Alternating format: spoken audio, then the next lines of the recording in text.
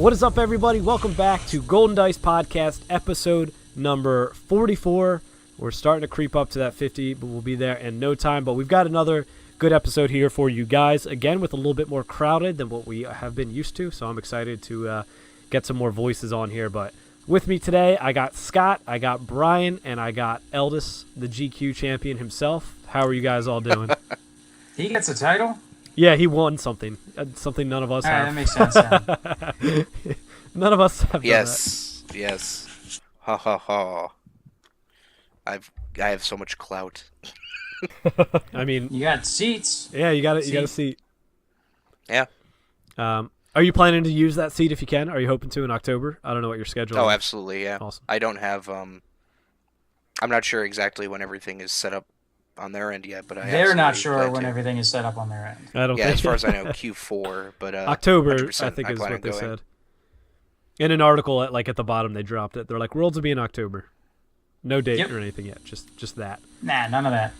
And there's also Who needs to know that. rumored of a GQ in the Northeast October 11th, 12th, 13th weekend. So I would assume Worlds is not that, but I also wouldn't, That it's would be FFG. funny.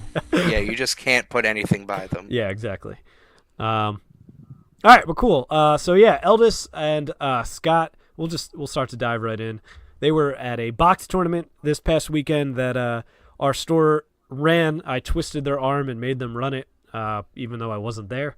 But I heard it went well. But I want to turn it over to you guys.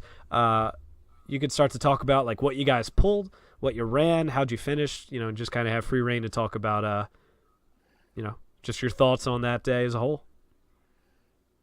Well, Sure. Eldis, you should lead off since you actually got a win. Yeah, we both had a very proud showing. I think between the two of us there was a win. That's exactly what occurred. Which I blame not on my pulls or on my deck, strictly on my skill, because as much as I've been excited about the spoilers and looking at cards as they come out, I still had a ton of events where I was just like, what does this do? Oh, this is cool. And despite opening like 4 yellow legendaries, because I think I pulled Enfys, Chewie's Gun, what else? Chewie himself, and Entourage. I decided to run mono red because I had Padme, Wat Tambor, and a Naboo Guardian, or Royal Guard, whatever their official title is. And my brain was not functioning well enough to try and parse out a multicolored deck, so I just went mono red, which felt nice and easy. I dig it. Seemed like Enfys was a solid call or it seemed like she was in a few boxes that weekend. I played against her round 1 against Tommy, no less, and in true fashion, he crushed me, as he does in any tournaments we match up. Yeah, he just rolled well. I mean, he definitely did. There was the final round where I proceeded to roll out, re-roll, and re-roll into abject nothing. But Enfys just, when her die, her die have printed costs on them, sure, but they're never being paid. And that kind of die quality in any sort of sealed or limited format like that is really nice. Yeah, I mean that's a big thing with it. I ran into Drew from Arrowbrook, and he was running Enfys, and he had pulled Elite Mace, and that's just a lot of damage coming at you just off the character dice. Yeah, Like it's pretty brutal to have to deal with that pairing in a format where everything's a little slower, a little bit more plotting. I ran for 2 games Padme, Watt, Maz, and Maz and her ability was not bad and sealed. It's really the only area where you can make sure that you're not getting bit by what your opponent's doing just because of how sequencing occurs. And then after losing the first 2 games, I decided to switch it up. I was like, I'll do Mace, I'll do Dengar, and I think First Order Stormtrooper, and that's the game I played against Eldis. That was a bad idea. Did not have the cards to bother supporting that. I don't think I ever actually used Mace's ability to play an upgrade, which seems like a bad time. I would have been way better off with my original pairing, and given that Eldis's deck was one color, I probably would have been favored going into that matchup. So how did you guys feel like the because generally it was almost just open. None of us had ever done it before. I kind of wanted to get it going, so I contacted the store about it, and you guys kind of jumped on the idea as well. But we didn't really have like specific rules. It was generally just like, all right, draft rules without start or the rivals kit. Let's go. Is there anything that you guys felt like should have been changed with that? I know I was listening to ABG, and Cody and Drew said like maybe put the 2-card limit into the game, because Cody said he was running like 4 probes or something along those lines. Yeah, I think with some of the commons as good as they are, especially in this set with high quality reprint commons, like Field Medic, Probe especially, the 2-card limit wouldn't be a bad call because I think it would only hamper you pretty rarely. But other than that, I think overall it seemed like the decks came out nicely. There weren't any, I don't think, situations where someone's deck was just absolutely trash and another person's was truly incredible. I mean, your legendary variants could incorporate some, blowout boxes where you're like, well, I've got Palpy Saber, I've got Force Storm. Mm-hmm. I'm going to have a really good time. Yeah, I think at one point Drew had Mace's. I think he had Mace, Emphas, and then he had both the Saber and the Electropole in his deck. So that was actually pretty brutal. Wow. Yeah. So yeah, there's definitely that, but that's not that big. Yeah. Yeah. Overall, I think it seemed pretty fair, and it was definitely fun. Yeah, I've only ever heard good things coming out of it. Were you guys okay not using the rivals kit, or like hindsight you would have used it? You had too many characters. That was actually the problem I had. I pulled too many characters. And I think I was talking with Todd. Sounds like it shouldn't be a problem, but it is. Well, that's what he said. Like Todd was saying, he's thinking, and I think they ended up using rivals, simply because like it almost seemed that this was like a less heavy meta on like upgrades and things like that. So he kind of just brought rivals so they could get like the 4 upgrades I think that it comes with in a support, Fang Fighter, and then the Saber, the Sniper, and then the Vibro Sword and Repeating Blaster I think is in the rivals. I mean, I think you're getting enough packs that it's not that big of a deal. Like I even looking through what I had, my biggest issue was that a number of my legendaries. So I had pulled Palpatine, Force Storm, and Quicksilver Baton. Yeah, Palpatine, Force Storm, and Quicksilver Baton. Ended up not using them because they don't really work well with the Padme, Watt, Maz feature, because the Quicksilver Baton really only has one live side there, so it's like a weird play out. So there's it's just that case where you're gonna get enough upgrades, but if you get them in like a weird combination, then you could be in trouble. But then adding the upgrades from the draft kit isn't gonna save you because you're just playing weaker stuff.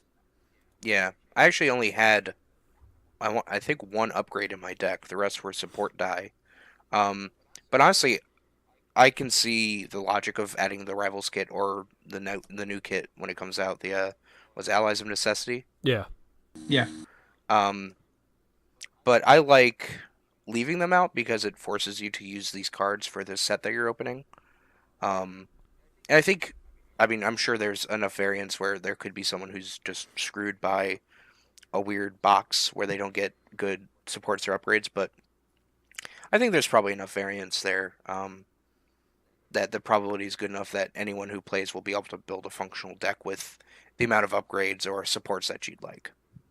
Yeah, I'm saying I felt like I had like a weird pull on that end, but I still had like Padme's ship and Entourage. And I started with a Scoundrel, so that's not bad. Yeah. Certainly. All right. Any other thoughts on the box tournament from you guys before we move on? If you're not capped by the money, because obviously you have to buy a box, which I imagine a decent amount of people are doing anyway, at least one. I'd say it's a great way to like get into a set, even if you want to do it with like just friends. Just hey, we got our boxes. Instead of just having like a crazy pack party, why not slap them together, play them? It's a good time. Yeah, that I think is a good idea. And then also, um, if you're doing this, I would suggest actually looking at your commons and separating those out first, because if you do pull like 4 Forsakens or 4 Probes and things like that, you should make sure that you're running characters that are those colors, because those cards are going to be really, really impactful, and you honestly should be picking your characters almost based on the commons that you're pulling as opposed to the other way around, with the exception of if you really don't pull any dice cards in that color. Seems good. Yeah, we got Brian and I just got to do a little just measly regular draft on Monday, which I'm ready. How'd that go? Yeah, it was fine. I'm honestly ready for for Allies. Ready for Allies. I don't think it was awful because we did do like we gave Ketsu the Scoundrel, we gave like Lobot like Leader, and we gave Anakin like Sith and Jedi, and then the Jawa was the Claudite. So, I mean, it was at least interesting, made some of the cards useful. Granted, the Holocron that just dropped was not out that we could have just used, although I don't think it really would have helped. Like, Anakin's Apprentice in the new one, and that's like there's no cards that doesn't mean anything. matter. Yeah. Yeah. Lobot's an advisor that doesn't do anything, and I don't even think Ketsu got anything. So, like Rivals. I mean, on top of me just feeling like burnout from it, just feeling like I don't feel like drafting with the same kit again. The changes that FFG made, I don't think really would help. I would still encourage locals to add onto those characters. Give them the different subtypes, whatever they agree upon as a local community, to roll with. Yeah, I mean, perhaps draft kits should be out before the set that they're supposed to complement. Don't get me started again, man. Don't. Starters come out tomorrow. Hey! Today, depending on when you're listening to this. As we're recording, it's tomorrow. It is tomorrow, then, yeah. Yeah, I'm looking forward to getting my three of each or whatever. I do two of each of the starters, and then 3. What are you getting 3 of each for, huh? Well, actually, I'm buying one of each for Shane and Tommy because we struck a deal for some trades. There you go. So you got a debt. You got to pay your debts. Yeah, I've got debts to pay. I'm Han Solo. They collectively are Jabba and Leia. I could see it. Picture whoever you want in Leia's slave outfit. No, Tom. Probably Tommy. He's hairier. Shane is a. I think Tommy would absolutely wear it more quickly. Don't forget that. In fact, neither of them are Jabba. They're just Slave Leia and Salacious Crumb. Yeah. All right. Yeah, that's fair. Makes sense to me. Yeah, save that one for the. All right, Tommy, I gotta go play. We'll get out of this conversation. Jack's gonna do some editing. So Family friendly. Should I say John? John, yeah. Possibilities, dude. You'll never Try know. calling Jack John for like a week, and I forgot into the first. Yeah. So it really wasn't a week. Yeah, no. I tried for a week, and then I lasted like 20 minutes, and I was like, "Hey, Jack," and I was like, Sounds like every Lent. All right. Well, so we'll move on. In case anybody hasn't seen, we've been putting out a top and bottom articles featuring the 5 of the Golden Dice guys, with Brian now being a part of the team as well. Woo! And Woo! Yeah, so we've been putting it out. I was day 1. Shane was day 2. Today was Brian. Tomorrow, I haven't decided if it'll be Scott or Tommy. Scott, you're on the cast. Do you have a preference? I mean, mine is what? Double the length of all of yours? Almost. It's probably like triple the length of Brian. I think Brian just gave 5 words for like, this good, this bad. It was 2 in the morning. Me no likey. Me no likey. Do you want to elaborate on that? No. Edit. Where's I'm Watto? stupid. I had to throw an edit in there because I don't remember seeing the edit. That's funny. I'm not saying edit.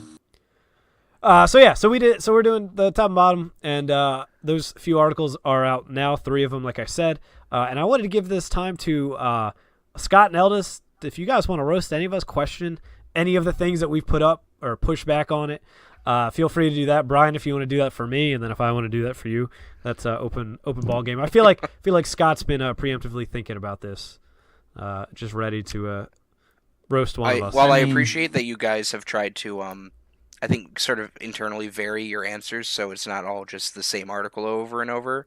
I I'm sure Rebel Cash thanks you because God, that Yeah. card is awful. Yeah. It's just not If good. if I was honest in that my worst support, it would have been that Rebel Cash, which is I think Shane put that, and then I think Brian just copied it. I really enjoy. Yeah, that was frustrating. But they're not rares, good. yeah. I mean, you move on. It's rares. It's just how it works.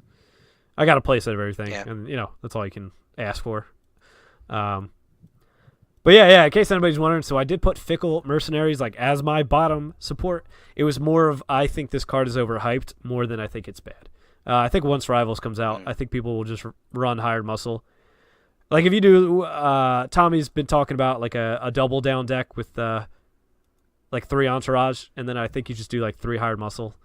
And Yeah. I don't even know if like you could put 2 Fickle Mercenaries in there, but even then I think just the 6 of them would be pretty good, plus whatever, you would most likely have a Scoundrel character in your list. So it's not that I think it's bad, I just thought it was overhyped. A lot of people have been talking about it. And I don't think you want to get into those matches of like where both teams are trying to do that whole Scoundrel thing. Your opponent like gets their Entourage down first and all you have is Fickle. Like, I don't know if you really want to do that and potentially give them another one type thing. And I think they would be okay paying 2 for it.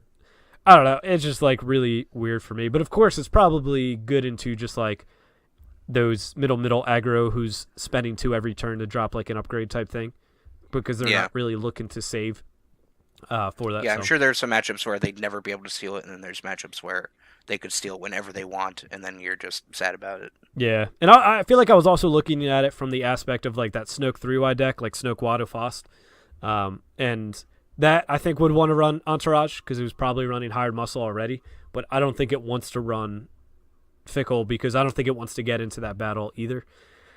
It just doesn't seem necessarily worth it. But like a double down deck, sure, you could probably put 2 in, but even then you're probably fine with the 6 of Entourage and Hired Muscle. But I think that's about the only crazy thing that people yelled at me about. Scott leave because I was expecting him to be a lot more vocal. I'm just waiting for Jack to finish. My apologies. I'm sorry. Are you finished or are you done? Let's see how long I can filibuster to keep Scott from. All right, Scott, what do you want to say? I mean, I don't have an excessive amount to say, although Shane's catching some flack for like the K2 thing, and K2 is not even in like the bottom aspects of characters in this set. There's a lot of bad characters in this set. There's a lot of bad characters in every set. It's hard to find an offensive character in Red Hero in this set because even from the Naboo through K2 to Cass and Padme, they're all, none of them are what I could label bad. Not like, you're looking into Yellow Hero and you're like, okay, this is what we've got to work with. So Ezra hurts me on a physical level. Dude, when I pulled him and looked at that die, just the up close of that nose, oh my gosh. I pulled Elite Ezra in the sealed event, and I did not run Ezra.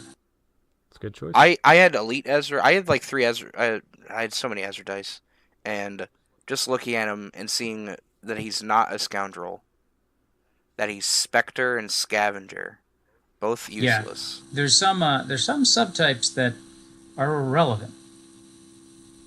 Yes. Except for that like one event that's like spot 2 things of the same subtype. So like if you want to run Ezra with other Spectres, that's fun. Yeah. Do they give Spectre to Hera?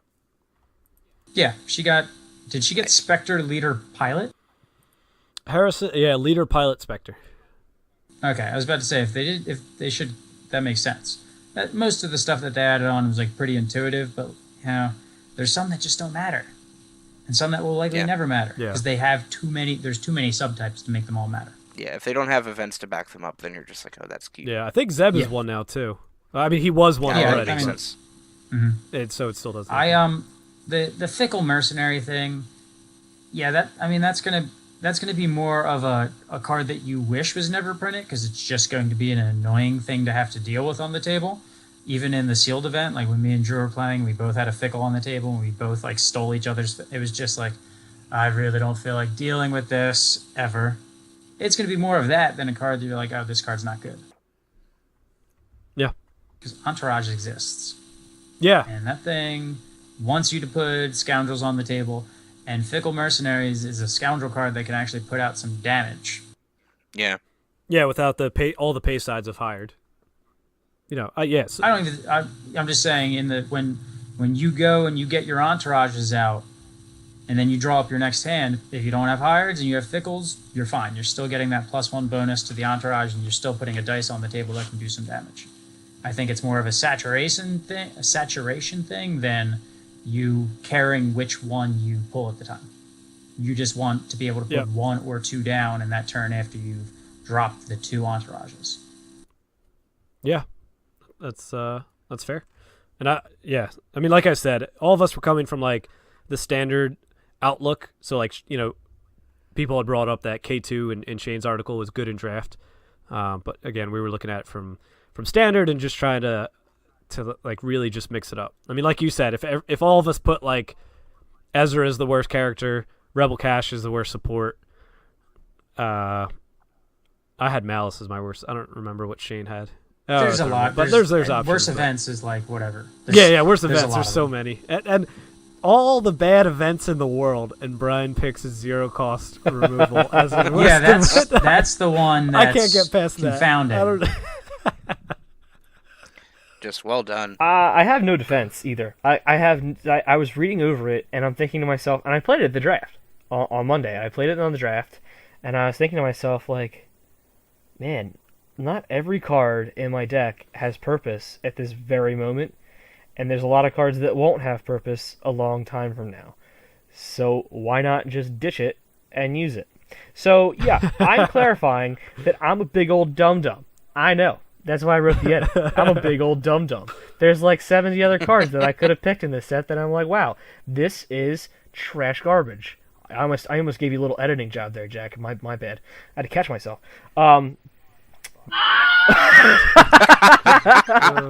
Amazing. What is the sound effect you use to bleep out Scott? Or everyone, I guess?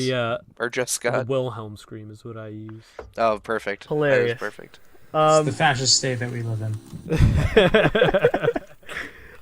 No, but I'm a big old dum-dum, and I think there are a couple different cards. I mean, events are kind of I don't know. I think I'm still growing as a player as far as like trying to see into the future, because a lot of you guys have really good tactical minds, and you can see, like, look at a card and go, wow, this is good, where I have to kind of like be a more hands-on kind of person, where like reading to me, I'm like, I read the card, I don't know what it does still, sorry.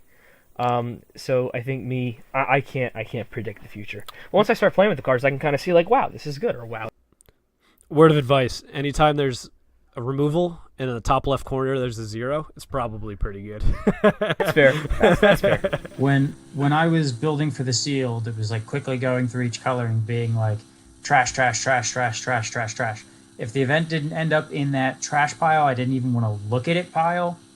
Can't be in the worst. Yeah. Well, now we got Those trash piles are pretty big. Yeah, I mean, however many events are in a set, like, Barter with Blood exists. So that could easily be in there.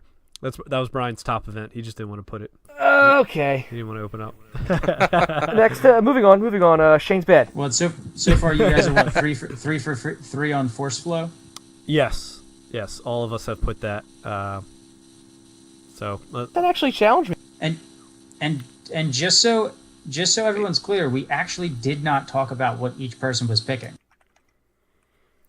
So that's pretty coincidental. Well, I think both Shane and Brian looked at mine because I did like the first one, and I think they used mine. Yeah. As I needed a template, but I didn't read it. I already had mine done by the time you even started putting them out. Oh, well, yeah. I had mine.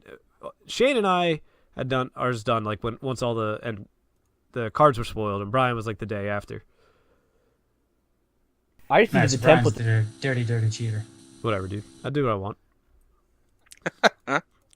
It's my body. I do what I want. But yes, Riggs challenged you on that, Brian. But he challenged you with a card that wasn't even up for like not in Convergence. So it was he's like, I would rather use. This is better than Fortify. I'm like, okay, even if that's true, this is. I was like, not but is it worth 2 points? Classic Riggs. You know what is really good though for 2 points? I think it's 2 points. That villain plot that if you spot a certain number of you spot leaders Yeah. and you draw that many cards. Your opponent That thing's discards really or annoying to spends a resource. Separatist or you that thing's spears. really draw that many. annoying. Yeah, Yeah. separatist, leadership, or whatever it is. That thing's really annoying. conspiracy. That thing's really good and sealed. Yeah, I tried to run that At the on very least. Monday in draft, but it was like my issue is that I drafted a lower red character, and so my only leader would have been Lobot, but then I didn't run him, so I was like, And then I ran advanced training as my plot, and it all worked out. Yeah, advanced training's good. Resolve Yeah, that. that's a good card. Resolve those Fost blanks as indirect was fun. Yeah. Ask Tommy about resolving Fost blanks because he rolled nothing but 2 range damage against me during that tournament, and it was real sad. That Fost was on fire. Could have been worse. He could have pulled like a Mega Blaster Trooper and the Faust and just not run the Faust. Yeah. Yeah. Then he gets that extra die with it. Yeah, in a draft, that's probably not happening because people are going to take the Faust coming around. But in a sealed, A box it's sealed? completely Yeah. possible that you Yeah, you're opening get them together. 30 If packs not or likely, whatever. honestly. Yeah. All right. Any other thoughts on the top and bottom? We still got 2 more coming out, so if you guys are looking for them, just be on the lookout. I'll share it to the big group, but it's also published on our Facebook page and ends up on Reddit eventually. If only I had known we were, not getting paid by the word. I'll let you know when you get paid. Check will be in the mail. Yep. All right, so we'll move on to some of the Holocron updates. We got some big ones in Infinite and in Standard as well. They kind of went back and gave character subtypes to basically all the characters. Legacies, I think, was the last set that not all the characters had them. So they went back to that, the 2-player and Rivals, and updated some of the characters that missed it, and then also the first block as well for Infinite. Yeah, it's a long list. Yeah, so When you get to Infinite. Yeah, Infinite's. I mean, it's every character. But before we get into that, we'll just talk about Standard, the subtypes added to that, but also the errata to Theed Palace. It should now read Power Action, remove one of your dice to gain 1 resource, spot a neutral character to take 1 additional action. So is Theed still playable? Oh, absolutely. Yeah. Anything that's going to that can get you an extra resource in the middle of the round is going to be more playable than for instance, claim, get a resource, or anything similar. It's basically just a focus to a resource and auto-resolve, which you want on the first round, especially. And think about the decks that ran it, which I mean were almost all of them. Even like Vader Greedo wouldn't really care. Like, I would be using Greedo to what's it called? The blue event where you exhaust him and gain a resource draw card. Respite. Yeah, like you'd respite him most of the time anyway. No skin off my nose. Just removing his die to gain the resource. Yeah, and that that was my kind of thinking too. Somebody mentioned but now they could remove Greedo's die, and I'm just like, if you want to remove Greedo's die, I think I'll. Yeah, then you're already ahead. Well done. I'll move on with my life. Yeah. I do think it's relevant. Certain changes to decks, I think it is relevant that now Vader is missing out on 2 potential damage from Greedo.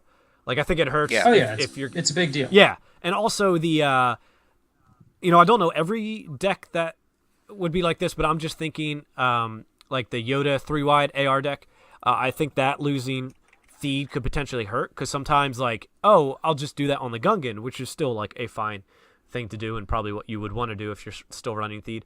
But the issue then becomes it's before I could Theed and garbage shoot with the Gungan, but now I can only do one of them or the hired gun that is obviously rotated. Now it's probably the Marauder, so you could bring a fire spray or a whatever tank that's called, hover tank. So I mean, it changes some dynamics, but I still think it's very powerful. I think it just loses ground and there's middle. I mean, I guess I don't mind eating a Kier die that's not cooperating, in Han Kier. I'm kind of thinking. Yeah. But overall, I still think it's pretty playable. It definitely lowers the value of it, and it doesn't give big blowouts, but I still think it's one of the better ones. Yeah, you might actually have to think about running it as opposed to just auto running it. And you aren't necessarily going to auto pick it if you win the roll-off. Yeah. Yeah. Which, I mean, that's... we needed to move away from people running basically the same battlefield and the roll-off mattering a ton because everybody's deck is built like one resource cost too heavy. Yeah. Yeah, it was either a Theed or Weapons Factory that's kind of been running. I guess on the topic, I want to ask Scott, you asked this question, I think it was last week's episode, maybe 2 weeks ago, just about like what is like how important is the battlefield now? Is it back to like just take 2 shields? Now that we've kind of had a chance to play with the set, do you guys feel like there's some battlefields that are kind of popping up that you could see as strong contenders? Yeah. Salt Flats. Yep. 100%. Yeah, that's very nice. A versatile power action. Yeah. I mean, what more could you want? Yeah, you always get value from it, even if your dice cooperate and you don't need the later turn. And there's enough effects that still exist that incentivize you having the battlefield. Like we lost hit and run, but we now have seize the day, but you have to control the battlefield. Obviously, you have things like some of the removal that we had from like last sets, but having the battlefield is important, and starting with your battlefield can be an important way for you to keep the battlefield because you're ahead. And if you're playing even an equally action efficient side, that still means you're going to finish before them. You're going to keep it. Yeah. So that's a big way where you're not having to sacrifice dice to keep your tempo when you really need your tempo with some decks. Yeah, and for anybody that's unsure, Salt Flats, power action, turn a die to a side showing a blank, or turn one of your leader dice to any side. Yeah, so since we don't have starters, I've kind of had to not go with like Satine or Grievous, which is the decks that I wanted to make, and I didn't pull a second Padme, so that was out as well. So Brian and I both started working on like a Phasma Marauder deck, and I was trying out Calm Tower. But then Brian brought in Salt Flats, and I was like, yeah. So after a few games with both, Salt Flats seemed really powerful. Obviously, with a leader. One that's popped out to me is Mean Streets. After I was just thinking about that one. Yeah, like that with Flee the Scene. Oh, such a good combo. Like, and it's yeah, that's nice. It's almost in a sense of like, being able to like feed, but it has to be an event. Like obviously the theme here is that your battlefields that are letting you conserve resources are very impactful. So it's like by round 2 you could do this in the crosshairs for only 1 resource from you. So I don't know. Yeah. I really liked it. And if your opponent builds into it too, it just benefits both of you. Yeah. If you manage to claim it back. Yeah, claiming can be super important. There were a couple times the other night where Flockton had pulled the Mean Streets on me, and I was like, oh wow, good play. I definitely think it's really cool, but I was also able to plop a resource on there if I wanted to and pop an event. I was just a little slower. Yeah, I mean draft is like hard because it's 3 wide, you both have a scoundrel, whereas standard maybe not so much, although with Entourage being a thing, then maybe everybody's running Mean Streets. But cool. I also like military camp. I mean, if you're on that trooper lead, getting both of your guys out there, plus re-rolling a die for a power action is not bad by any means. Yeah. Yeah, I would imagine. Nah. Salt Flats is better for that Kess Rex deck because turn to the focus. If you have the battlefield, you typically don't need the power action to activate them both at the same time. That's true. You'd rather in that one the Salt Flats, which is basically an autofocus for either your Kess or Rex dice. I mean, it is an autofocus for your Kess or Rex dice. That's generally speaking going to be +2 damage every turn. Yeah. Yeah. And in the first turn, you can use it to bring out a resource that you can then either like logistics or motivate to allow you to like build your board properly. Makes sense. I put that in the Han and Chewie at first, just thinking like, real quick, trying to put this together. Activate 2 characters, flood the board. That sounds really good. And I was like, oh yeah, Chewie's a Guardian, so I want to not activate at the same time. So that got bumped down a little bit for me. But yeah, Salt Flats and Mean Streets are definitely the way to go right now. Now you're gonna run that fighting pit. I'm interested to see, like, you could run Fighting Pit with Vader and just try and be super aggressive. But I mean, of course, they could backfire, but it's not the worst. Fighting Pit, reroll an opponent's character die, reroll one of your character dice, deal damage to those character equal to the value showing on the other character's dice. Yeah, that's interesting. So you can, try and bully stuff with Vader, but you kind of have to roll bad with Vader to begin with. yeah, Because what are you going to do? Are you going to turn down damage? If you roll damage, would you turn down damage just to Fighting Pit? No. Yeah, I mean the 4 or even the 2, I'd probably still do it on, because then you're still going to even out and doing 2 damage. If you could get the blank, but even if you hit the 2 shields or 2 resources, but now in that case you would have done 2 damage, and then still get 2 shields or 2 resources. I mean, if it's on the 3, I don't think you ever do it. The 4 if you can't pay for it, but yeah, it's certainly interesting. Yeah. It's an interesting aggressive option. I don't know if it's better than the utility you could get from, say, Theed or some of the other ones out there. But... Yeah, I mean, Theed, like, of course, in the last meta, it's like, all right, I'll 100% take Theed so I can Friends and High to Fist, and here's all my dice that and then win. Yeah. All right, any other thoughts on, Theed as a battlefield now, or, maybe any other battlefields? It needed to go, and they need to be more careful about printing broadly generic and powerful battlefields, because people just will take what is going to help them almost all the time, and that's another resource. Yeah. But we've seen that people read things however they want to, so. Who's that a shot at? Me, because I can't read Sinister. I was like, man, we turning into Hyperloops with a Shots Fired podcast? Yeah, I didn't know where that one was going.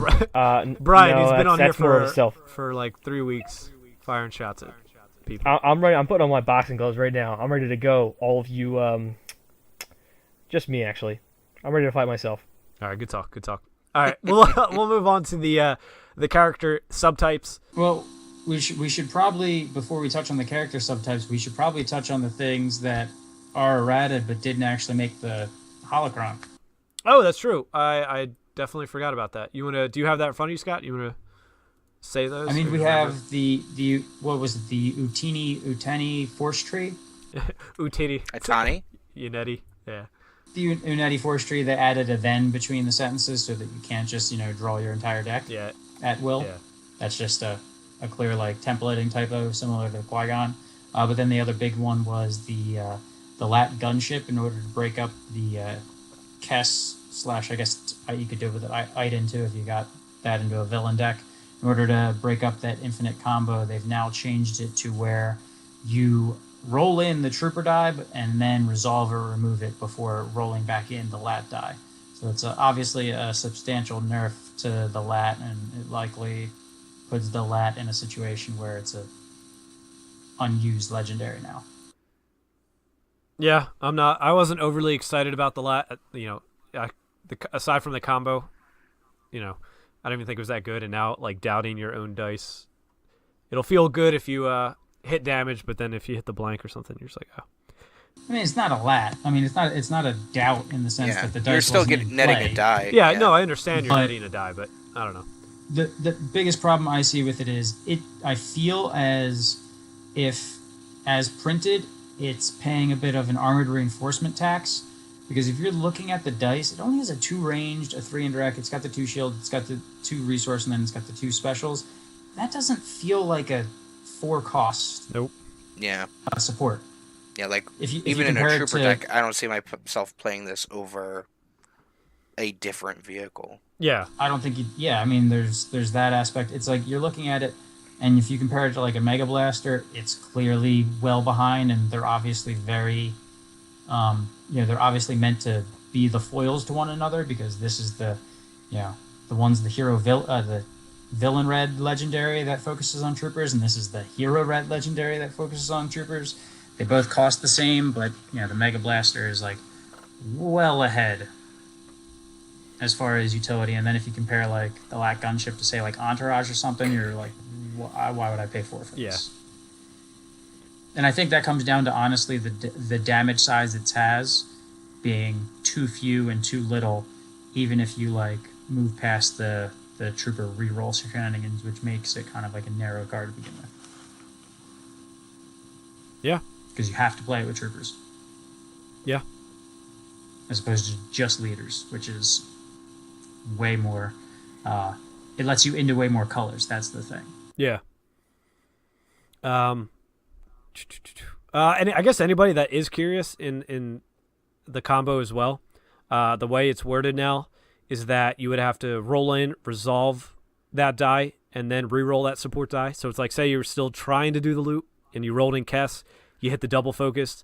Sure, you could turn the lat back to the special, but then you still have to re-roll it when you finish that part of the sentence. So pretty much effectively kills it in every which way.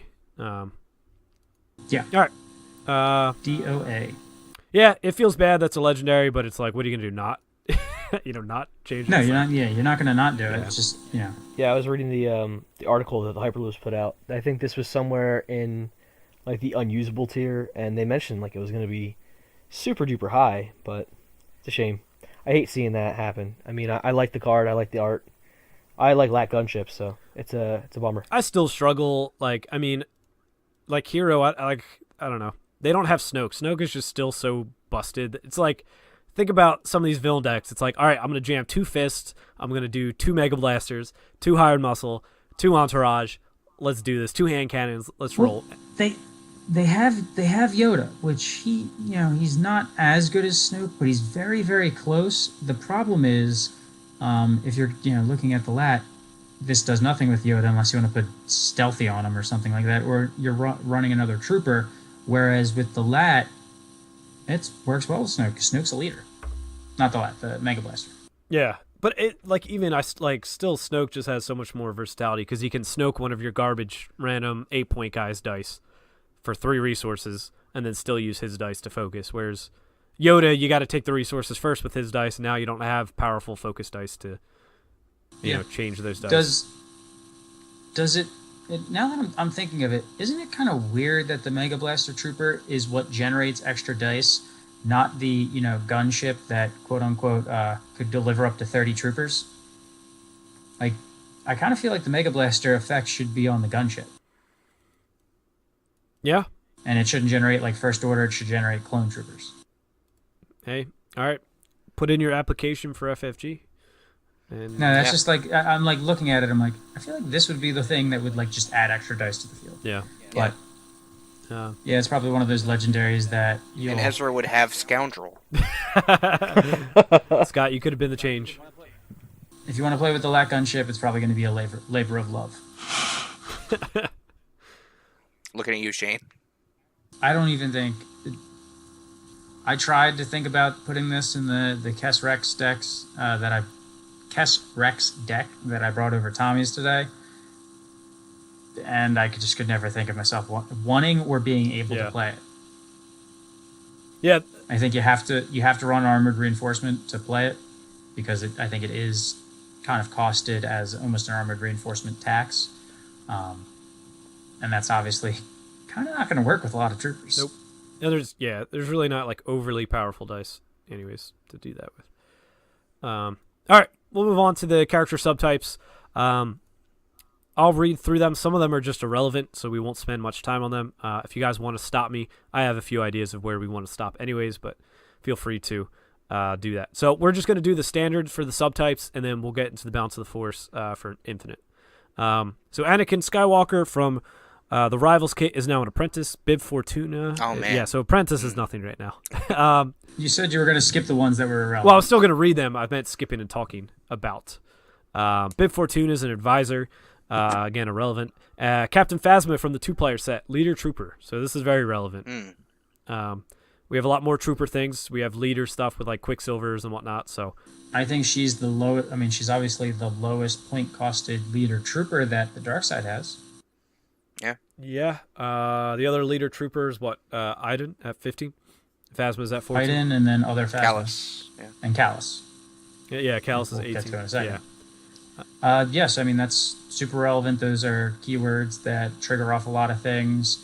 That Captain Phasma, she got hit real early with I think she got hit with the first Balance of the Force because Yeah, the +1. 13-point characters with the die sides that she has did not exist at that time. Because that was like pre-Legacies, that was the 2-player box set, and compared to everything that existed prior in the game, she was nutty looking. And now then Ayla came out, and we were like, and then now Phasma is like a little bit more attainable, a little bit more tolerable, but getting those 2 subtypes with a cheaper character, you could definitely. Yeah. There's definitely situations where either that's going to secure you're going to want that because you have a 16-point character that you want to go with, or you could even do like 15-point character and still run the advanced training.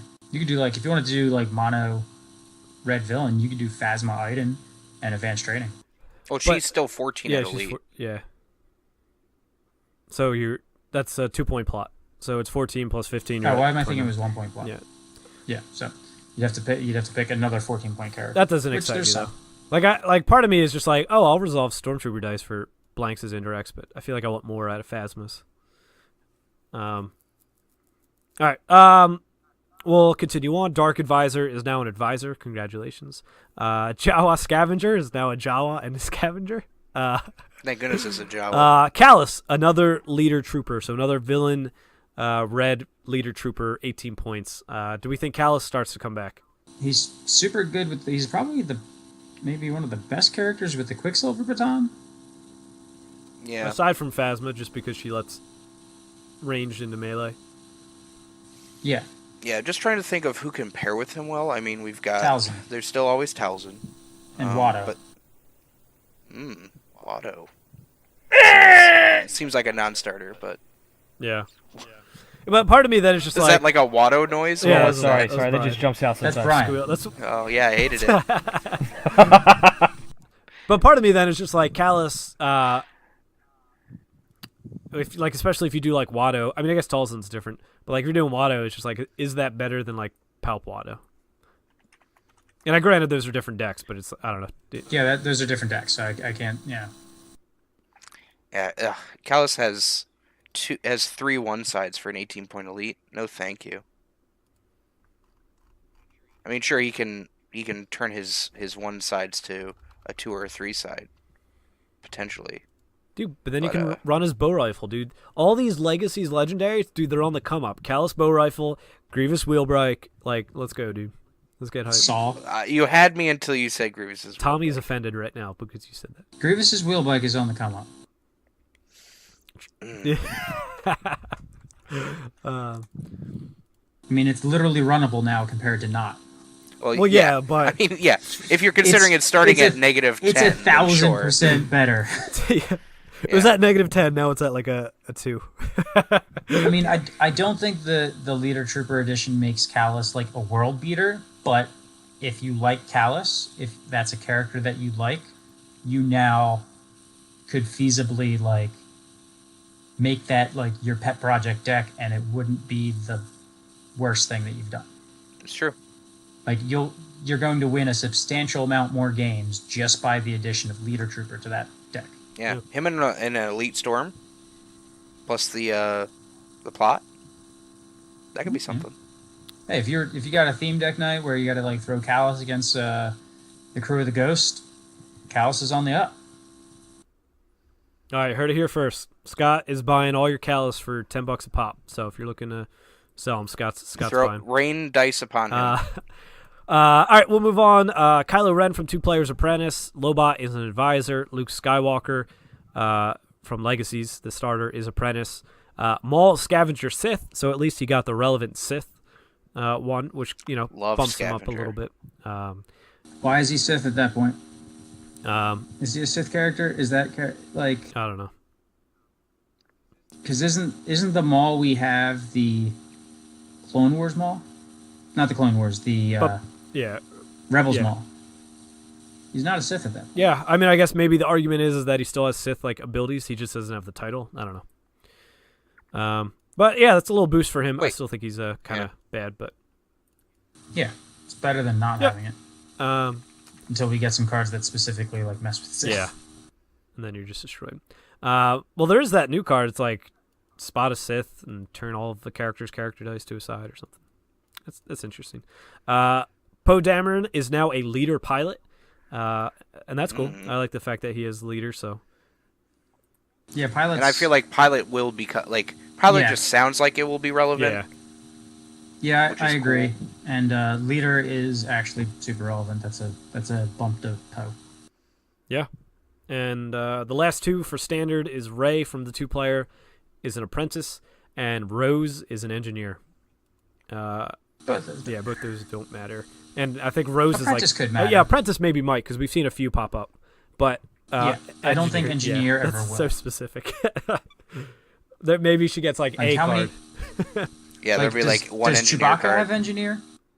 No, he's just scavenger, not scavenger, scoundrel, something scoundrel Wookiee.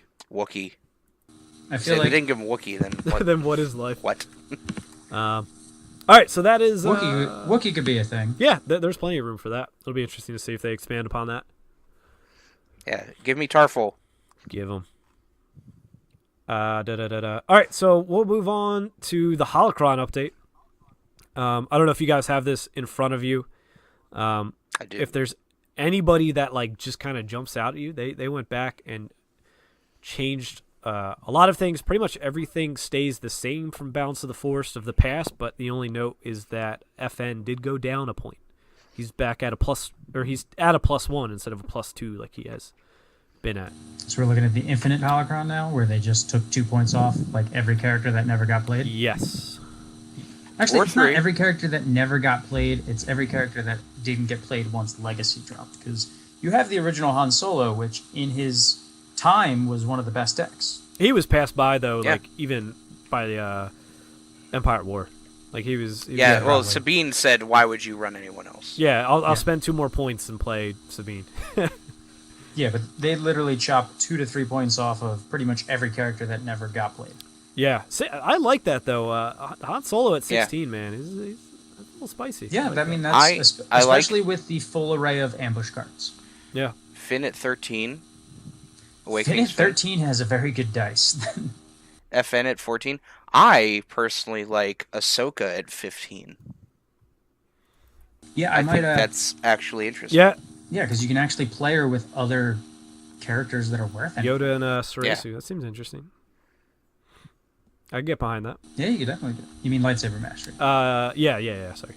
which only applies to Sarasu mastery. But I'm assuming that the future is for the next sets that there's going to be like the other lightsaber forms. Yep. Yeah, and we'll get more moves. Yep. Hopefully, watch them like skip the middle set, and then it's only in like the next set. It's like we get it like 2 sets out of the thing, and then it rotates. That would be disappointing. No. Yeah, still. Luminar is a big winner out of this because now she can actually be run with 2 non-unique characters. But like, I still don't even know why I care to do that. Why not just run? What is she, 14 now? yeah. Yeah. Why don't I just run a 14 character that can just do 2 damage himself? I mean, there's other things that you could, I guess, you could use on resource and things, but Yeah. With non-unique characters, I would find myself hard-pressed to justify her or over, like, Plo Koon. yeah, it's like, oh, you could do who's it. just spicy. I mean, there's spicy a number fella. of like good non-unique characters that don't have abilities, like Hired Gun. Yeah. Yeah, he's got the double resource side and things. It basically turns her special side into a +2 modifier to anything. Yeah. That's not bad. Yeah, that's fine. Yeah. I mean, it's 'Cause obviously much better than. her die wasn't offensive except for the fact that her special couldn't be used. Yeah, well, she was 17 points originally, so it's like, what the heck are you Yeah. going to run with her? 1 non-unique.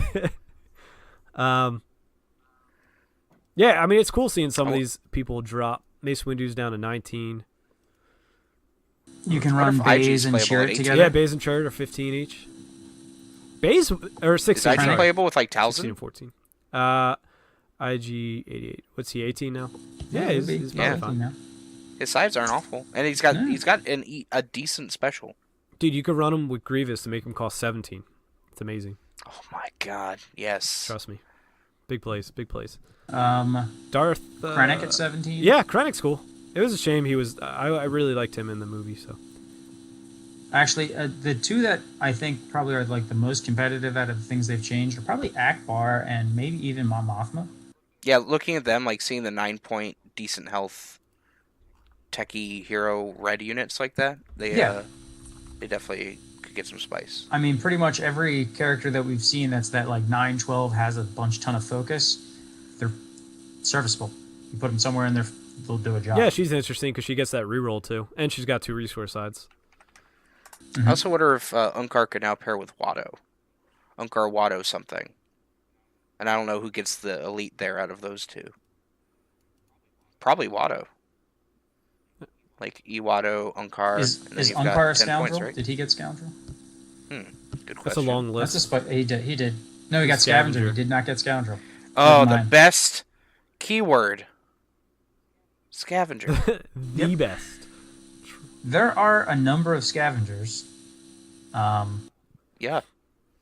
I like that the Magna Guard got droid and guard. Guard's a funny one. You know, you see that on Chirrut. Chirrut got guard, but I guess that makes sense because he's Guardian like of the Wills. Willis guard. Yeah. Night Sister's a witch. That's exciting.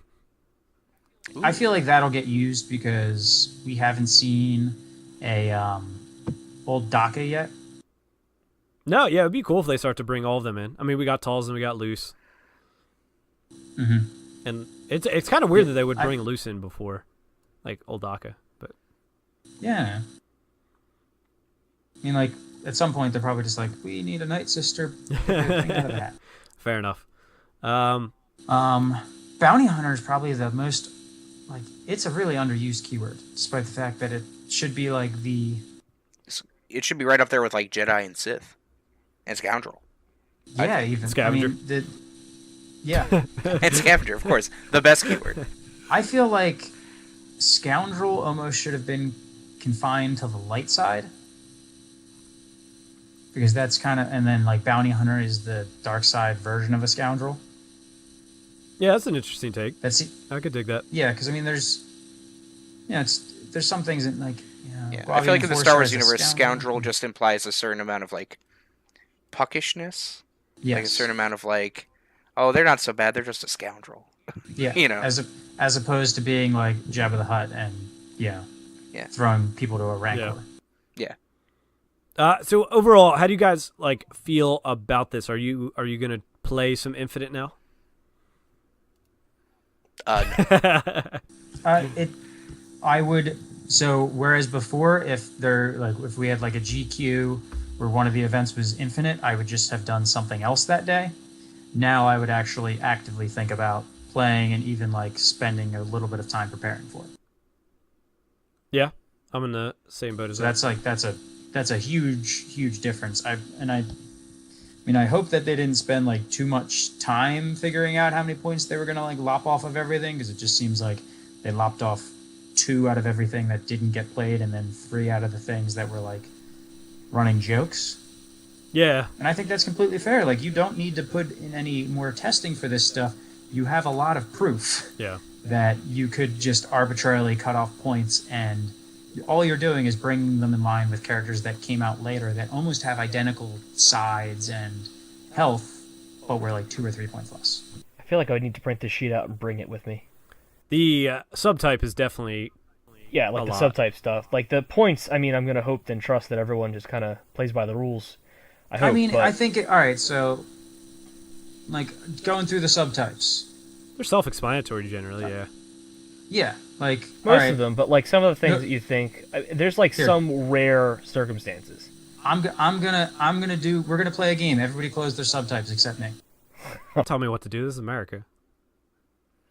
Are your subtypes closed? Yep. Yeah, I swear All I'm right. not looking at them. All right, Scott, hit us. I'm just like going. I'm kind of just like scrolling through random ones, trying to think of ones that we haven't like talked about already. All right, 7th Sister. What's her subtype? Scavenger. Jawa. No, she has Inquisitor. Yeah, I remember seeing that one. All right, yeah. All right, what about the Poe Dameron from Awakenings? Oh, like Pilot? Pilot, probably. Yeah, just no leader to that. We already went over Hera, who's got like the rare 3 thing. What about Balatik? Leader. Bounty Hunter? Scavenger. Leader Scoundrel is correct.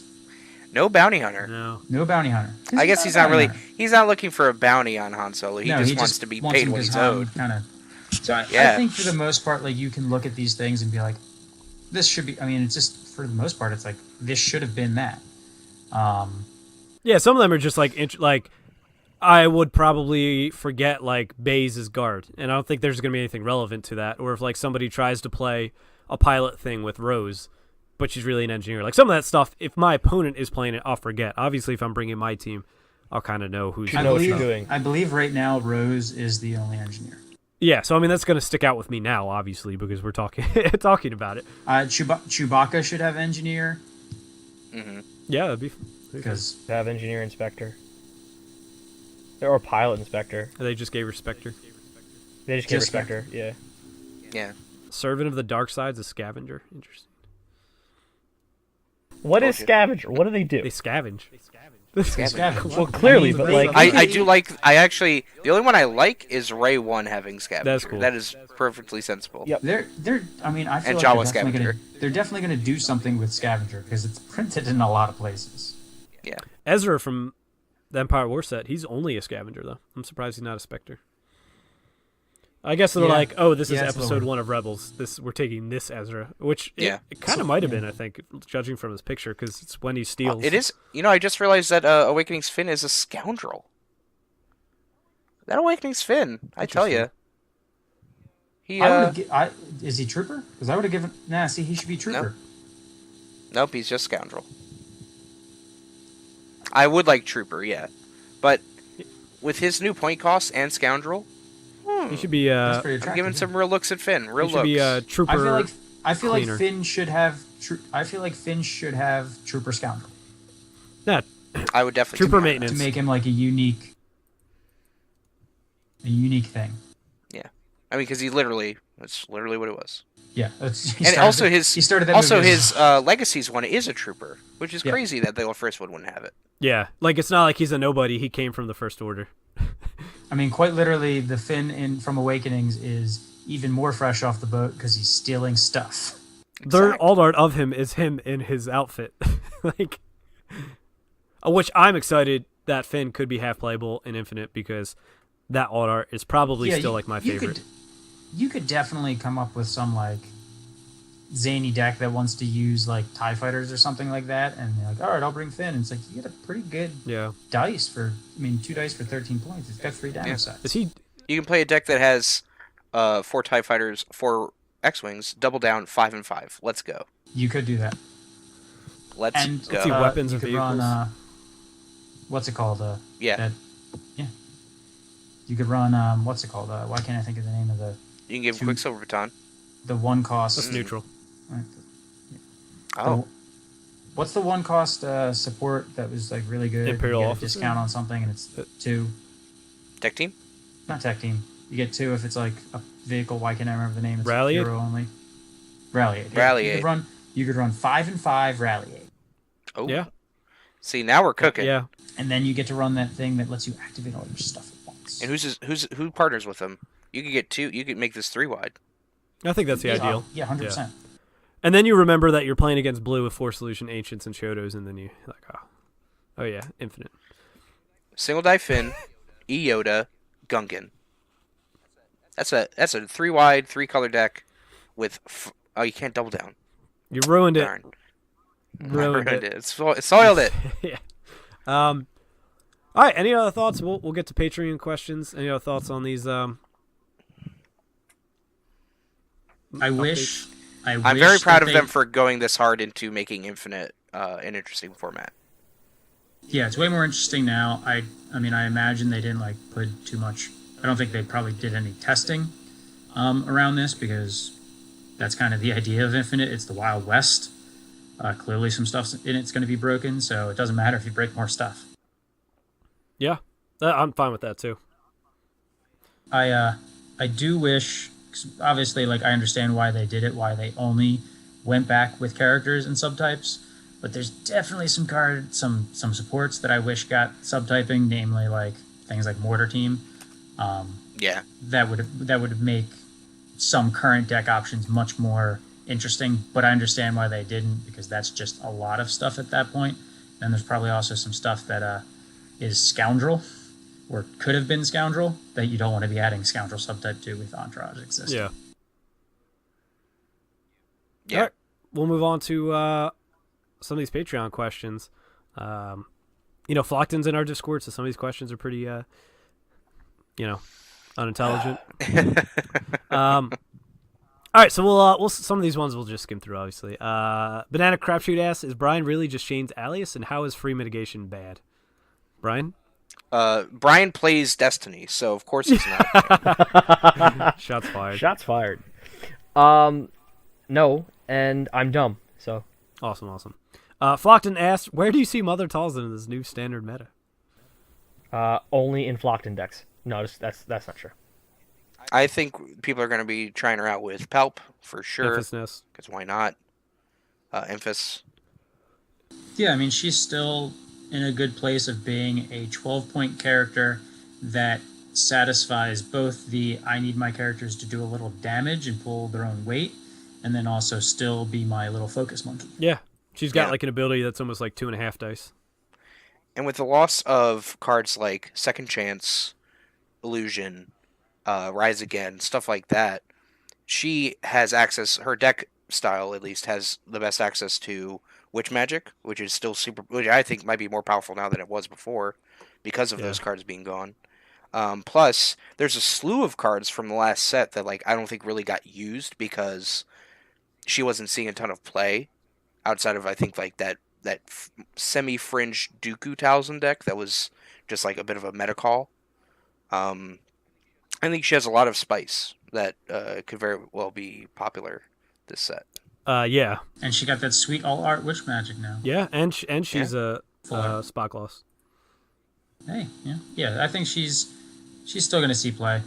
There's no reason she's not in the deck in similar decks that she was going to see play in. So your decks that are looking at an 18-point character and need a partner that is going to get them on the sides they need to be on while also not being completely defenseless. Yeah. Flockton's follow-up question is DJ Talzin Double Down still meta? My answer would be it was never meta. That was my answer exactly. So we'll skim by that one. Is Tommy's real name Jerome? I don't know what that means. I don't think so. I think that's a shot at you, John. Oh, I get it, because my name's John. Yeah. But then I'm just Jack. Look at that. And Banana Crapshoot also asked, should Golden Dice have had a B team? If they did, who would be on it? And the requirements are write articles and never go to events, or write articles talking about how zero-cost mitigation is bad. Dude, he just called you the B team, wow. son. Wow. He put him in the team with Shane.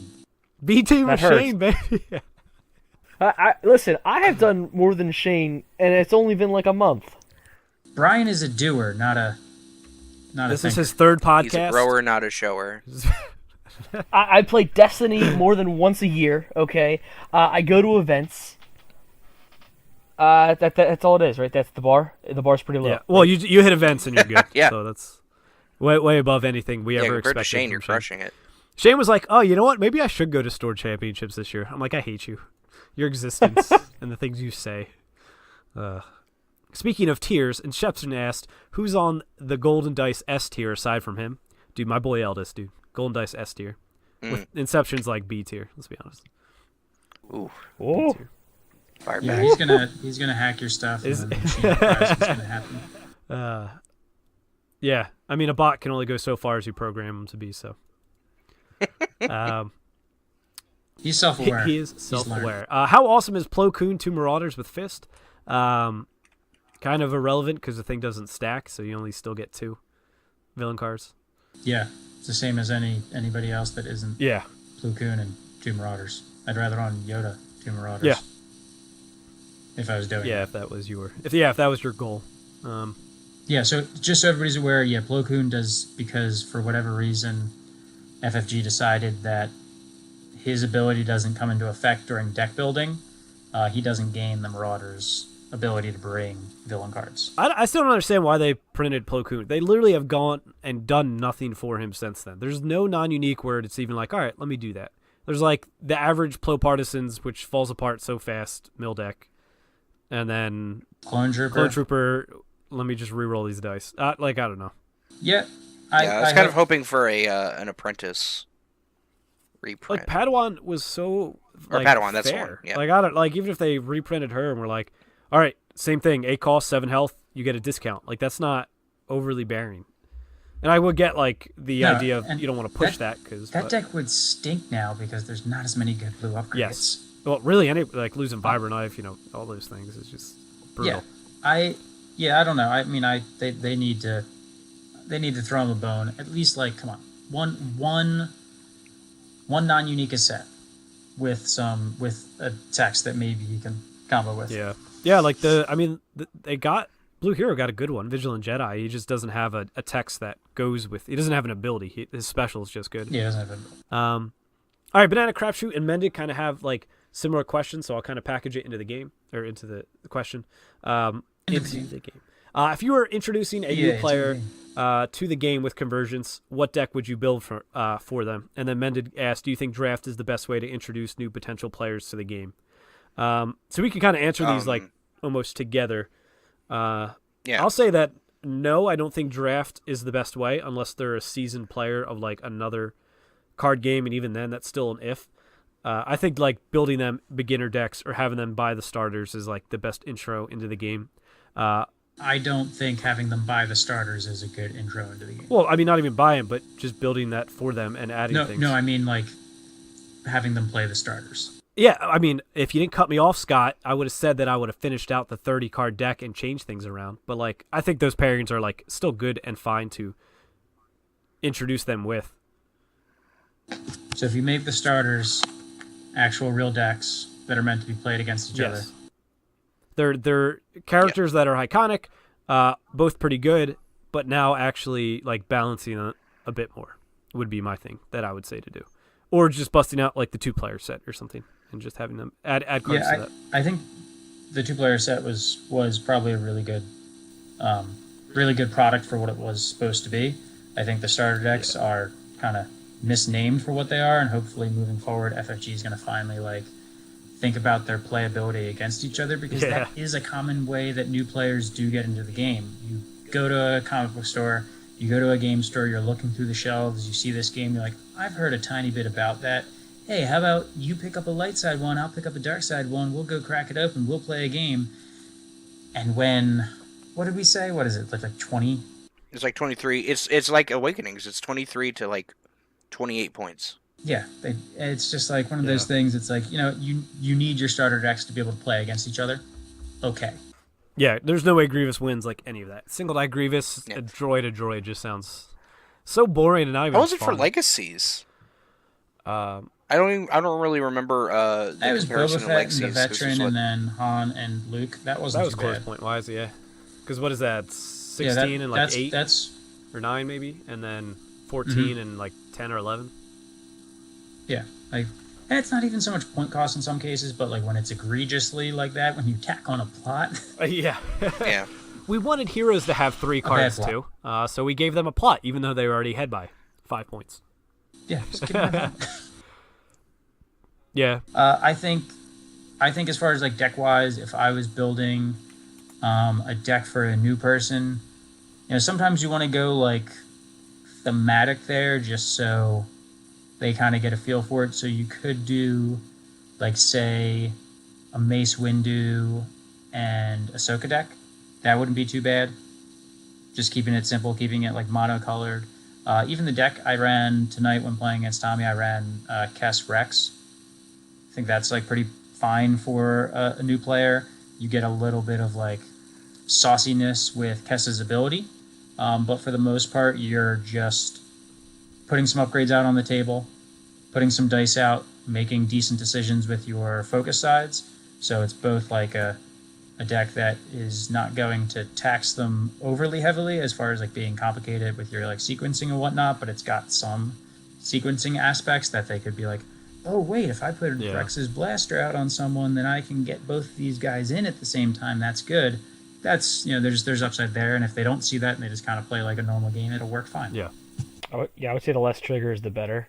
If you're going into a new, like, let's let them get the mechanics of the game down before you like, all right, here's Phasma. You can power action 2 trooper dice in, roll in, and then here's Mega Blaster troopers, and you roll 3 dice. Like, Yeah. I don't know. I think the simpler the better to start out, and like you can eventually build up to that. Yeah, I mean that's why like the starters just seem so good too. You know, like Obi-Wan's it's a power action, increase it by 1. Grievous is power action, reroll, your droid dice. So I think like Scott said, I think it should be thematic against each other. So somebody generally trying Destiny probably loves Star Wars or has a sense of it. So just getting them characters that they like and know on the table is probably your best bet. And when we did that Learn to Play event like a few months back, I think I was Way of the Force maybe. That's what we did. Like we just made it was like The battle droids. yeah, it was like battle droids versus something like I can't even remember. I know, and then we had like a old Vader versus I forget all these things. Leia and Han. You can do Obi and Ahsoka. That would be pretty good. Yeah, that would be cool too as well. Just drop Satine. Yeah, like as long as it's simple things like that and iconic characters, I think you're good to go. And I do think building a deck like draft's overwhelming at times. Like even for us veteran players, drafting a new set for the first time can be a lot to take in if you didn't research the cards.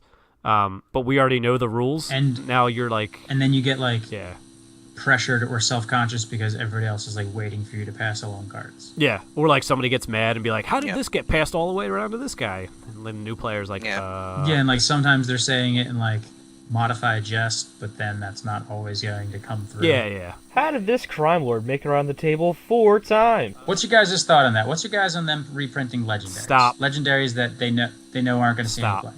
Never like.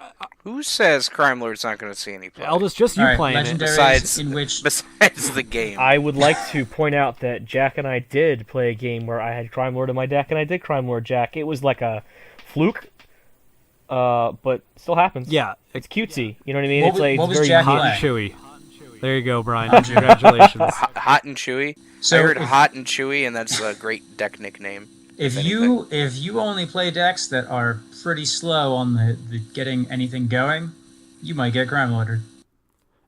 Yeah, then Brian plays Vader and then just gets killed, and Crime Lord never hits the table. I don't mind them reprinting Crime Lord. I would have liked them to maybe even reprint it as like a rare. Something. Or give it Scoundrel or something. Give it Scavenger. Yeah, definitely give it Scavenger. I would have been fine with them reprinting it as a rare, because, I mean, one of the arguments against that is you're destroying card value. By reprinting it, you're kind of destroying card value. And then I have to say, with Crime Lord, what card value? Yeah, you weren't selling that for $5 even back in Awakenings. Like, yeah, so it's like one of those things that it goes back to that like Awakenings thing where they had rares in the starter decks, so that when you bought 2 starter decks and then you opened a box, you got a bunch of rares that you couldn't do anything with. Your BB-8s, hence Joey's Ray Staff. BB-8, big Ray Staff. The First Order Stormtrooper is less so, because you could argue that you needed a bunch of them. But you don't want people going into their box cringing when they open a pack and see like, oh wait, is this a Jabba die? Is this a Crime Lord die? Is this an Entourage? Oh, it's Crime Lord crap. Yep. And that's gonna exist a little bit just because some cards are better than others. But I don't think you want to put like a known not wanted quantity out there. Yeah, I think it's awesome reprinting like an alternative win condition, but again, like you said, it's just I got 4 boxes and 3 Crime Lords. Like it just makes me want to cry. Side note, they need to be careful about what art they're printing on these cards and these dice, because some of them look too similar. Yeah, between Jabba, Crime Lord, and Entourage is a little rough. It's really hard. It's very, very difficult to tell them apart across from the table, because they also have some overlapping sides. Yeah. I struggled all day for my the trooper support, the 1 cost. The Conscript Squad? Conscript Squad. For some reason, I struggled all day matching that die to the card. I don't know if the die just really is off. Like, it's just kind of a nondescript image. Yeah, I think it's just because when they shrink it down, it just looks brownish. Yeah. Yes, there are definitely cases like, especially, Jabba's face is everywhere, and it's very distinct. Yeah. So it's very easy to just be like, whoops. Um, I thought it'd been cool to have a different Crime Lord down there. We have other Crime Lords. Make it super distinct from from. Yeah, you one. could you could have thrown like you could have been like super trolly and throw like a Prince Zizor on there, even though you're never gonna print Prince Zizor as a card because Disney wouldn't let you. But like, just throw like a green looking guy on there. A They boy won't can know. dream. I mean, they could even put like that from Solo, whatever her name is. In the Oh opening- yeah. No, Kira? not Kira. Oh, that lady, slug lady that burns in the sun. The Slug Lady, or they could have put Dryden Voss on there. Yeah, like something. They could have spiced it up. Didn't have to be Jawa again, but Yeah, it was just one of those things that we noticed it when, like, you're opening packs, you like, or when they were on the table side by side, you're like, wait, which one's that? yeah. Which normally you don't have that issue with the dice because the dice are very beautiful and very distinct, and it's like one of the best. The fact that they can take this really nice art and shrink it down and put it on these dice is like one of the best things about the game because it looks cool. But then there are some times where like the shrinking gets it lost in translation. Yeah. All right, let's see. Are there any other real questions, real Destiny related questions? We got who's going to sit on the Iron Throne at the end of. I saw one Got. that was said from Banana Crapshoot. If you went to a battle royale format like a Kappa Cup, who would you take as your non-unique? Go. I'm not familiar with that format. Tell That's me more. you bring So- one non-unique and make a deck, 20-card deck, and it's like Oh. a 4-player free-for-all type thing. Fun. Yeah, it's pretty fun. So, Rebel Commando did really well, and then I'm trying to think of what did Frenchie run with like, and he racked up that crazy thing. Did he have Veteran Stormtrooper? It was Veteran Stormtrooper. Yeah, it could have been Veteran Stormtrooper with the Climate Array, because then it's dealing 2 to each opponent, and that's how you get. No, because you couldn't do the Climate Array No, it was wasn't. banned. Wasn't it? Maybe Kappa. It was banned. It wasn't at Nova, and that's where he got like 80 points in one of the games. Oh, yeah. God, now I don't know. I'd say maybe Vigilant Jedi. I don't know. He seems fine to me. I don't know. Vigilant Jedi is a good one because I remember the other 10-point Jedi was completely fine. I'm gonna roll with the Night Brother personally. No thanks. A lot of health, yeah, that's a lot of health. Yeah, a lot of health. You can discard the card. Mill is in a win condition. Yeah, you just keep going. Yeah, Yeah. Vigilant Jedi seems really strong. Yeah. Two damage sides, so special that removes a die and does damage. I like it. Yeah, I probably still go. I would go with the Veteran Stormtrooper. Yeah, cool. Not a queer and tracker. No. Not playing bounties. Mended wants to know why does the Golden Dice continue to disappoint at events, and why is it Shane? I don't know, guys. Well, you have to go to events to disappoint at Truth. events. Truth. Shane Yeah, I just only go. continues to disappoint. I only go to like one event every 4 months. Yeah, So, Scott, you got to play more, 100% man. better than Shane, but You'll win. yeah, I got things to do. Yeah, quit your job. Full No, time Destiny. I'm almost done. I'm almost done the things to do. The job that I'm taking before I start like my big boy job in come October. Even though I have to work Saturdays, I don't have to go until 6, so I can still go to like a store championship because they take like 10 seconds. Yeah. Worst case scenario, you like scoop in the top 4 if it's taken. If it's a longer one. Or Yeah. something. Yeah, it's been annoying. Like I don't like how few events I've been able to get to. The plus side is I'm gonna get to go to Gen Con this year. In theory, like if I were to, I guess I forget how they're doing seats for Worlds. I could go to Worlds. Hopefully Kappa Cup is in the same time as Worlds. We got that GQ in November, so I think like our event season just kind of gets loaded up into the fall/winter. Yeah, I mean, And this fall/winter was like crunch time. yeah, we're loaded up for Nova again this year. Ideally, a few of us can get into Worlds. That will be fun. And then we got the what is it, the Tuesday nights now? We got that sealed league. Yeah, coming Seal up. Escalation on Tuesday nights at Tiki if you're in South I got Jersey. Nothing to do at Tuesdays. Yeah, I'm excited to start up at Tiki. They seem really willing to kind of give us some stuff out. Last question. We're running a long time, so you guys get to say just the character. No explanation. Is there a character in Convergence that you wish had a different point cost, over or under costed? Go. Who's going first? You. All right, Sinister Asaj. piece. Oh, okay. Barnum. Eldis, you're up. Yeah, I'm just looking over them again. It would definitely be Dengar. Yeah, I think I would say Dinger is over, or Ezra. Both are overcosted. They could go low on. What cost could Ezra be that he'd be decent? 6. You'd probably say 6. 6 at a least. Even dropping them to like 8, 11, you could run them at single die and not feel awful about it. All right, I agree with that. All right, Scott, step up, dude. Kess, why I think he's good. I think that 16 points is going to hamper him and any future troopers that come out, because he doesn't have it as bad as Plo Koon, whereas he has to be paired with non-uniques, but he does kind of like incentivize you to pair him with non-uniques, and he costs too much for that. Fair. Yeah, I would have taken a worse die for a lower cost, so you can have a bigger team. You could have changed that second. I mean, you want to keep the 2 focus. You could change that second focus into something else, Or make his damage sides like 1, 2. Yeah, but then he's just Rex and Cody. It's just too much of the same. Yeah. I like the 2-3, just because it gives you some variety there. But I just, he's a very good character. I played him tonight against Tommy, and I made Tommy cry like a little baby. He's good. He knows a lot about that too. So yeah, he's got a little baby. What was Tommy running? The Han Yoda?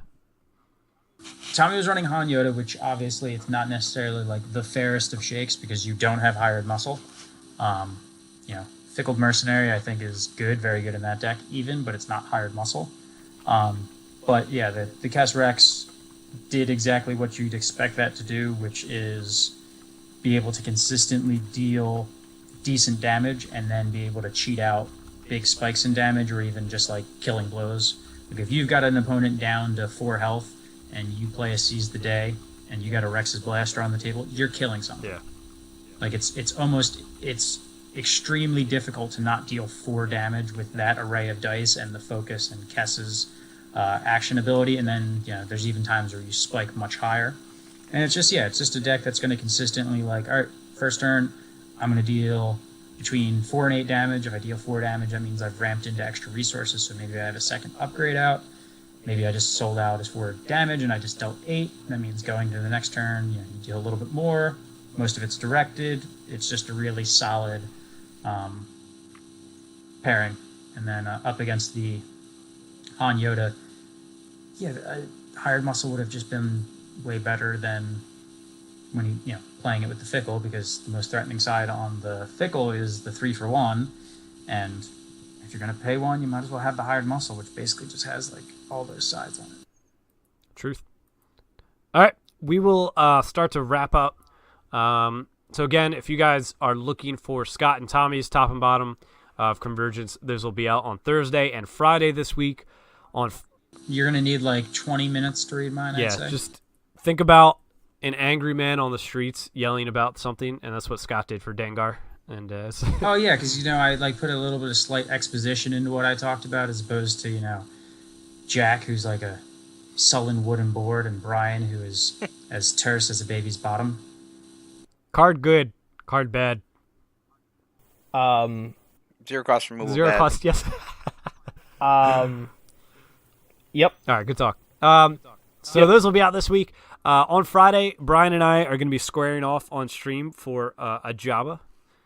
Winner best 2 out of 3. We'll be swapping decks again probably to spice it up. And so that'll be on Friday. And Saturday, we're also trying to fit in a stream. Ideally, we're trying to hit affiliate. It's, we would only stream events, so we wouldn't do it all that often. So maybe looking to...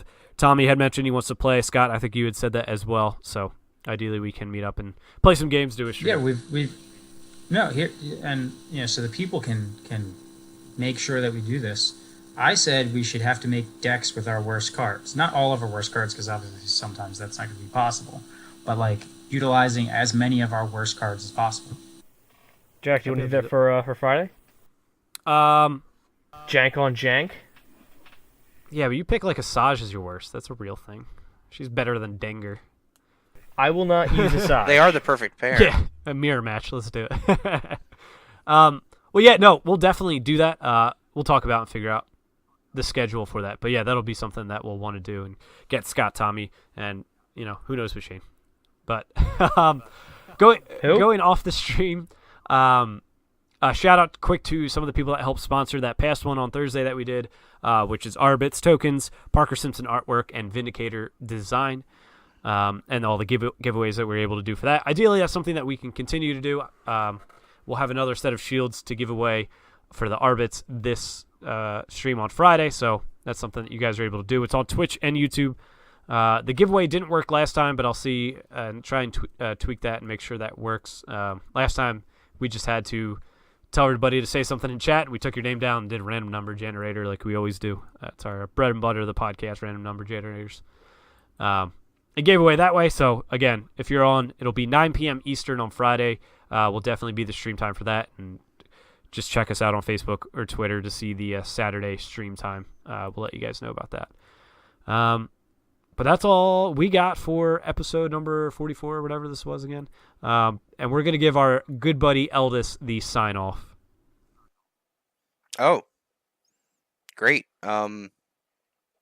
Listen to the Golden Dice podcast and read all of their articles. And don't forget, Shane is the worst.